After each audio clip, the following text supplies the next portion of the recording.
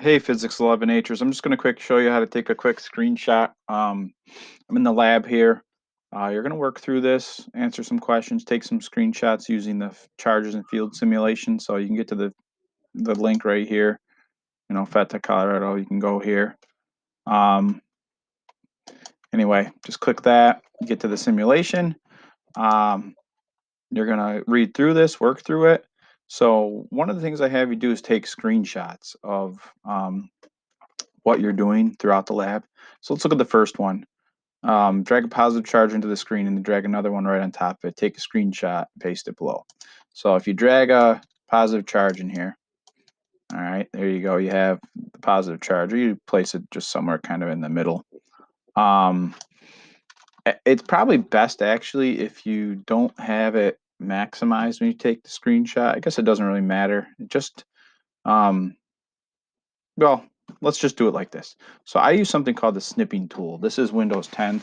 There's a couple ways to do it really. You could, on your keyboard, you can hit Alt and print screen, Alt and print screen, and that'll take a whole copy of the whole screen. I forget how to do it on Mac. I think in Mac you can use preview. I believe the preview thing, which you look at PDFs in, you can take screenshots in that, capture screen, sometimes it's called, something like that. Just Google it, figure it out. But I'll show you how to do it with snipping tool. Most of you probably, a lot of you have Windows computers, so just go into Windows, the menu, hit snipping tool. There it is, pops up. I just hit enter.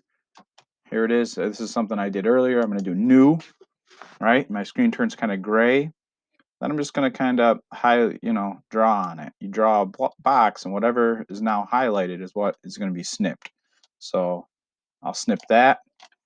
And all I do is I just go to edit, copy. I don't bother saving it. I don't want to save it. I just go to edit, copy. Then I go back to the simulation lab, and I go in here, and I just right click, and I do paste. All right, now it's huge.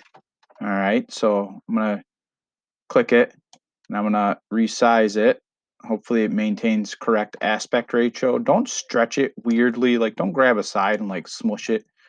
Kids love doing that. I don't know why people do that. Don't do that. Grab one of the corners and resize it.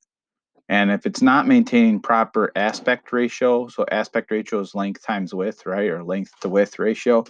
If it's not maintaining proper aspect ratio, if you hold down shift on the keyboard when you do it, that'll work. So just make it kind of small like that. I usually like to center it, whatever. And that's all you have to do. Then you answer the question. All right, so you're going to go through and make different charge distributions, answer these questions.